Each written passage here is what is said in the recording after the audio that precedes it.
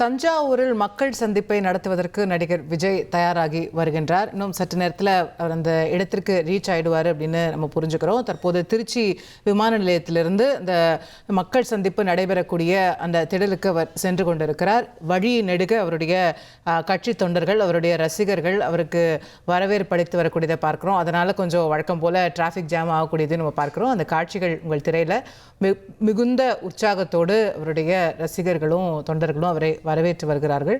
இங்கே நம்ம பார்க்கக்கூடிய காட்சி தஞ்சையில் அவர் பேச இருக்கக்கூடிய இடத்துல அவருக்காக காத்திருக்கக்கூடிய தொண்டர்கள் அவர்களுடைய கூட்டத்தினுடைய காட்சியை பார்க்கின்றோம். தொடர்ந்து பல்வேறு மாவட்டங்களுக்கு சென்று கொண்டிருக்கக்கூடிய நடிகர் விஜய் அவர்கள் இன்று தஞ்சாவூரில் மீண்டும் டெல்டாவிற்கு திரும்பி தன்னுடைய மக்கள் சந்திப்பை நிகழ்த்தவிருக்கிறார். ஏற்கனவே அவர் இன்ஃபேக்ட் அவர் தொடங்கினதே திருச்சியில் தான் அப்படிங்கிறது நமக்கு தெரியும். திருச்சி, அதற்கு பிறகு அவங்க திருவாரூரில் பேசியிருந்தார். பெரம்பலூர், அரியலூர்லலாம் அது ஒரு நாள் தள்ளி போக வேண்டிய அவசியம் கூட ஏற்பட்டது. அந்த அளவிற்கு அவருக்கான ஒரு கூட்டம் அங்கே இருந்தது அப்படின்றது அந்த காலகட்டத்தில் அவர் ஃபஸ்ட்டு ஆரம்பிக்கிற டைமில் செப்டம்பரில். இப்போது அவர் தஞ்சையில் அவர் பேசக்கூடிய இடத்தை நோக்கி செல்லக்கூடிய அந்த காட்சிகளை, ட்ரோன் காட்சிகளாகவும் நம்ம பார்க்கின்றோம். அவருடைய வாகனம் செல்லக்கூடிய அந்த வழியை நம்ம பார்க்குறோம். ஸோ மீண்டும் இப்போ ஒரு இடைவேளைக்கு பிறகு அவர் டெல்டா மாவட்டங்களுக்கு திரும்பி இருக்கிறார். தஞ்சையில் விவசாய பூமியில் தமிழ்நாட்டின் நெற்களஞ்சியத்தில் தன்னுடைய மக்கள் சந்திப்பை நிகழ்த்த இருக்கின்றார்.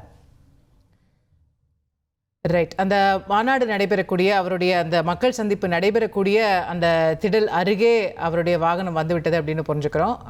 அவருடைய ரசிகர்கள் எப்பயுமே நம்ம அவருடைய வாகனத்தை சுற்றி அவங்க இருப்பது போல் இப்போதும் அவரை அவர் அப்படியே சுற்றி இருக்கக்கூடிய காட்சிகளை நம்ம பார்க்க முடிகின்றது. இன்னும் சற்று நேரத்தில் அவர் இந்த மேடைக்கும் வருவார். அவர் வந்துட்டாருங்கிறதுக்கான சமிக்கை எங்கேயும் தெரியுது பாருங்கள். அவங்களுக்கு தெரிஞ்சதுனால தான் கையசைக்கிறாங்க, உற்சாகமாகறாங்க. இன்னும் கொஞ்ச நேரத்தில் அவர் அங்கே இந்த இடத்திற்கு, அந்த திடலுக்கு அவர் வந்து சேர்வார் அப்படிங்கிறத நம்ம புரிஞ்சுக்கிறோம்.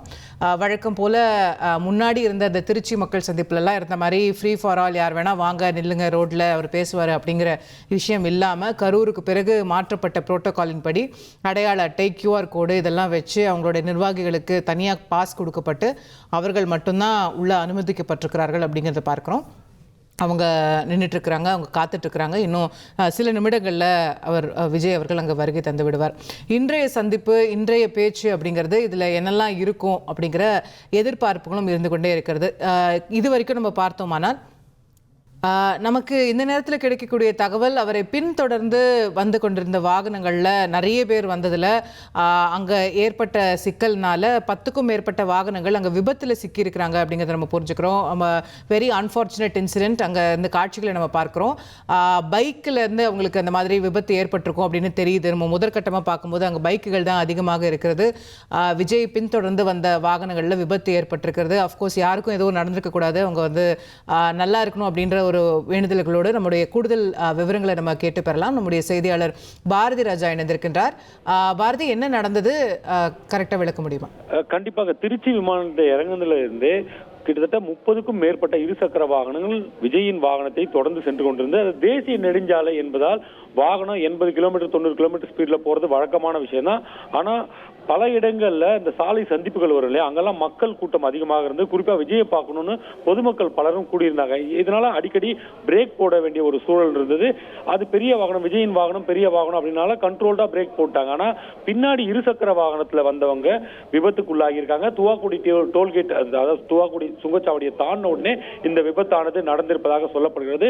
10க்கும் மேற்பட்ட வாகனங்கள் திடீர்னு போட்ட பிரேக்னால நிலை தடுமாறி ஒன்றோடு ஒன்று மோதி கீழே வந்துட்டு, இதுல ஒருவருக்கு சுயநினைவு இல்லாத அளவுக்கு காயம் ஏற்பட்டிருக்கிறது. அவர் மயக்க நிலையில் இருக்கிறார். உடனடியே அந்த விஜய் அந்த கான்வாயில வந்த அந்த ஆம்புலன்ஸ் வாகனத்தில் அவர் ஏற்றப்பட்டு மருத்துவமனைக்கு கொண்டு செல்லப்பட்டிருக்கார். அவரது நிலை என்ன அப்படின்றது மருத்துவர்கள் பரிசோதித்த பின்னர் தான் சொல்ல முடியும். இது தவிர ஒரு 7க்கும் மேற்பட்டவர்களுக்கு சிறு சிறு காயங்கள் ஏற்பட்டிருக்கிறது.